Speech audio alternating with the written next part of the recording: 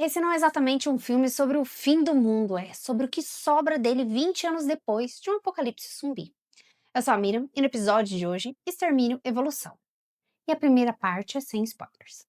Eu já falei algumas vezes aqui no canal que eu gosto muito de filmes de apocalipse e pós-apocalipse. Inclusive, o primeiro vídeo foi sobre Mad Max.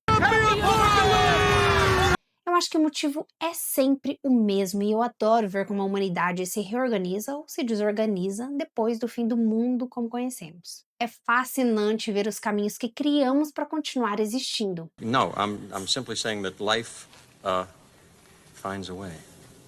Então, quando anunciaram 28 anos depois, eu fiquei bem empolgada.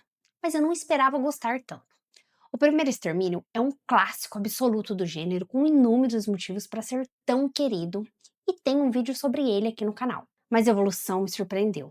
Esse filme não é exatamente uma continuação daquela história. É uma nova perspectiva sobre o mesmo mundo devastado. A pergunta aqui não é como surgiu ou o que aconteceu, mas sim como estaria esse mundo 28 anos depois. Ele não se preocupa em resgatar personagens ou repetir a estrutura do original. O foco é outro. É essencialmente sobre como uma sociedade inteira se reorganizou após quase 3 décadas convivendo com o fim.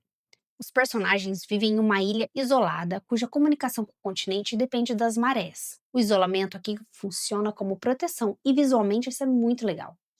A palavra evolução no título não se refere apenas aos infectados. Ela se estende a tudo, a sociedade, a forma de sobreviver e até a forma de morrer. Nós vemos pesca, criação de animais, ritos de passagem. As crianças, por exemplo, elas precisam ir até o continente como uma prova de coragem. É um filme sobre sobrevivência a longo prazo, não apenas sobre a corrida desesperada no meio do caos imediato que nós vemos na maioria dos filmes de zumbis.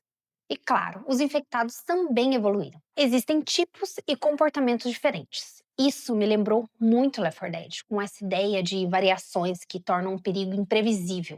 A partir daqui, teremos spoilers. O protagonista Spike, interpretado pelo Alf Williams, ele é ótimo. A primeira vez que ele vai ao continente é uma obrigação, um rito de passagem, e ele falha em alguns momentos, mostrando fragilidade e insegurança. E na cena da comemoração, quando eles retornam à ilha, fica evidente que ele não se sente corajoso ou digno. E esse pai do Spike, misericórdia, até no fim do mundo nós vamos passar raiva com o homem, né? Fora isso, o filme surpreendeu em alguns pontos. Tem algumas coisas que fogem do clichê de filmes de zumbi. O primeiro ponto que me pegou, estar saudável nessa situação de apocalipse já é um desafio. Imagina estar doente.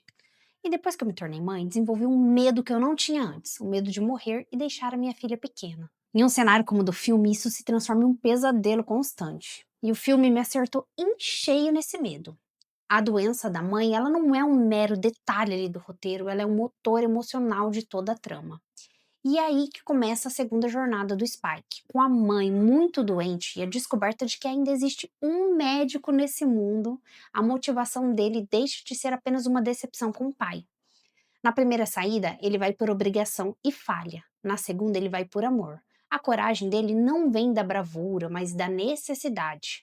O amadurecimento dele é silencioso e doloroso. Quando ele percebe que o pai não faria mais nada pela mãe, e é pelo amor a ela que a coragem verdadeira aparece. Algumas conveniências de roteiro para salvar mãe e filho me incomodaram um pouco, mas isso não faz o filme ser de todo ruim. Visualmente, o Templo dos Ossos parece algo macabro, quase monstruoso visto de longe. Mas quando eles chegam lá e conhecemos o temido Dr. Kelston, percebemos algo diferente. Um homem sensível e muito humano.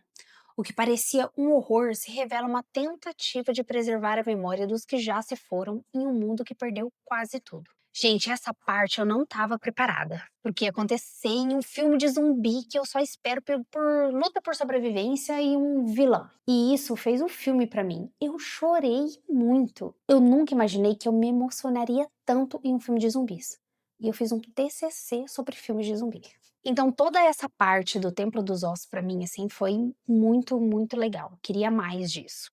Nem tudo é uma maravilha nesse filme. Embora não fosse a proposta central do filme, eu senti falta de entender melhor como o resto do mundo enxerga essa situação. Esse isolamento é exclusivo deles ou o mundo inteiro optou por esquecer? Também não me agradou muito a montagem que utiliza o mesmo poema do trailer. No trailer funciona muito bem. No filme quebrou a tensão e a imersão.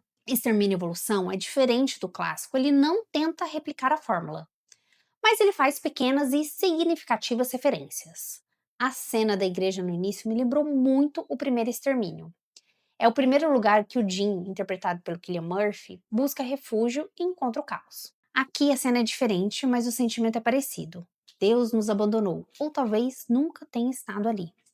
Outra referência que eu achei legal é quando o Spike ele limpa o sangue do infectado do rosto da mãe para evitar o contato com os olhos, porque foi assim que nós perdemos o Frank no primeiro filme, com uma gota de sangue no olho. Extermínio e Evolução nos mostra que sobreviver não é o mesmo que estar vivo. Depois de 28 anos, quem é o pior monstro?